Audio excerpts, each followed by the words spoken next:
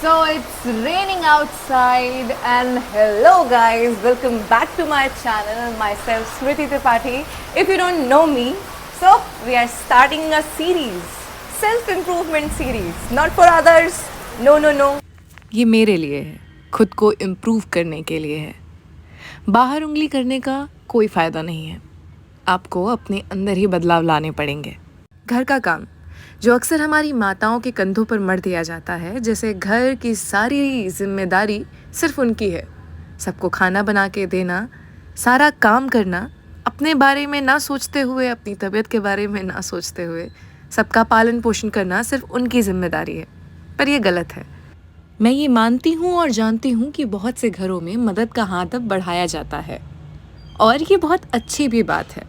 मुझे खुद कभी अपनी दिनचर्या से इतना खाली समय नहीं मिला, या कहिए कभी इतना खाली समय निकालने की कोशिश नहीं की कि पूर्ण रूप से घर का काम संभाल पाऊँ। ये मौका मुझे तब प्राप्त हुआ जब मेरी माता श्री कुछ काम हेतु घर में उपस्थित नहीं थी। तब मुझे एक एक काम को अपने सर पर लेना पड़ा। बोलने और करने में बहुत फ़र्क होता है। कोई भी चीज़ तुरंत नहीं हो जाती, समय लगता है। जैसे ये टमाटर ऐसे नहीं कटा था, हाँ जी ऐसे कटा था। वैसे ही काम की बातें करना और काम करने में बहुत फ़र्क है। मेरे साथ भी यही हुआ। जितना मैंने सोचा था उससे ज़्यादा टाइम मेरा रोज़ यहाँ खर्च हो रहा था। अब मेरी बाकी चीज़ों पर उसका इम्पैक्ट पड़ने लगा। मैं सोचने लगी कि कैसे यार कोई अपनी लाइफ के साथ साथ दूसरों को भी खुश रख सकता है। मेरे मन में ये सवाल आने लगे कि घर का सारा काम करते हुए वो लोग कैसे हैं जो अपने करियर को मैनेज कर लेते हैं, अपनी बाकी लाइफ को सस्टेन कर लेते हैं, उसमें कोई दिक्कत नहीं होने देते। ये सब दिमाग में चल रहा है और आप सारा काम कर रहे हो। मैंने नोटिस करना शुरू किया कि कैसे मेरा समय अब मुझे ही कम पड़ रहा है। मेरी चीज़ों को अब दिक्कतें हो रही हैं। जितने आरामदायक तरीके से मैं अपनी लाइफ को सस्टेन करते हुए आगे बढ़ रही थी, अब वो नहीं हो रहा है। अब ये बच्चा परेशान हो रहा है। जिसे सिर्फ अपनी फ़िक्र होती थी, अब वो घर वालों की फ़िक्र कर रहा है। उसे सिर्फ अपने खाने की नहीं, सबके खाने की फ़िक्र है। ये सोचते हुए मुझे ख़याल आया कि माँ तो ये काम कितने अरसों से, सालों से किए जा रही हैं। हम सबको खिलाना, हमारी सेवा करना, हमारे लिए अपनी लाइफ डेडिकेट कर देना छोटी चीज़ नहीं है, बहुत बड़ी चीज़ है, बहुत बड़ी चीज़। मुझे सिर्फ इन 4-5 दिनों में उस चीज़ का इतनी बार एहसास हुआ जितना मैं कह नहीं सकती।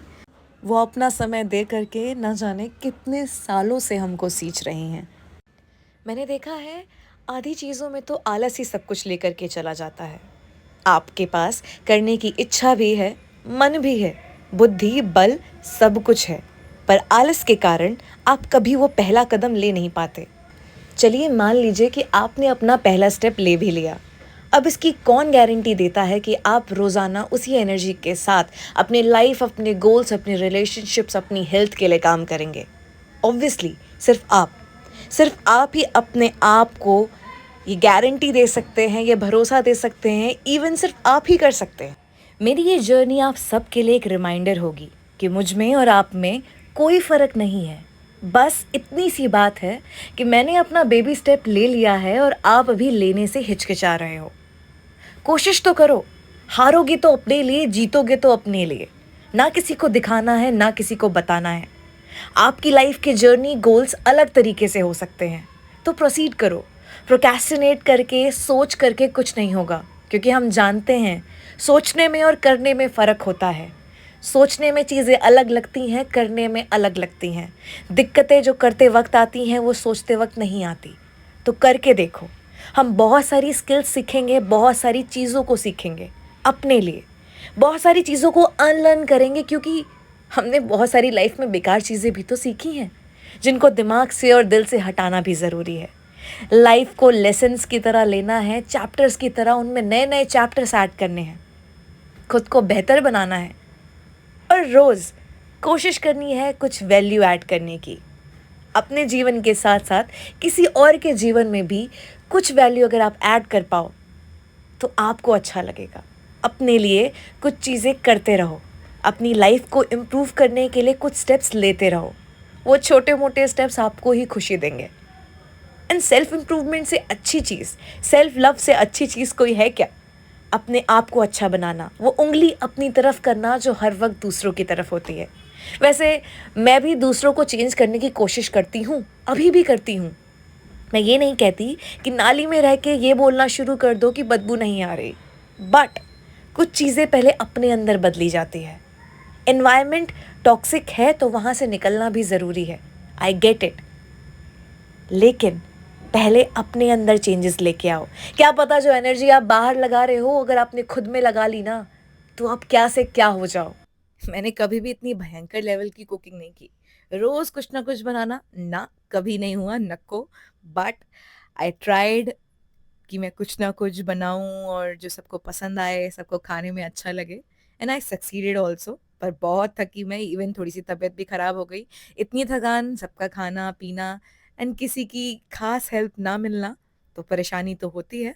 But I enjoyed this process, I enjoyed the experience जो माता श्री हमारी रोज़ ले रही होती हैं।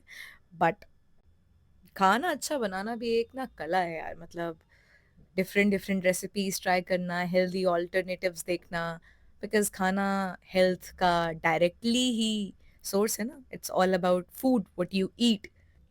सेल्फ इम्प्रूवमेंट का एक और चैप्टर यहाँ से ऐड होता है कि आप 3 टाइम जो खाना खा रहे हैं वो हेल्दी होना चाहिए, वो पौष्टिक होना चाहिए।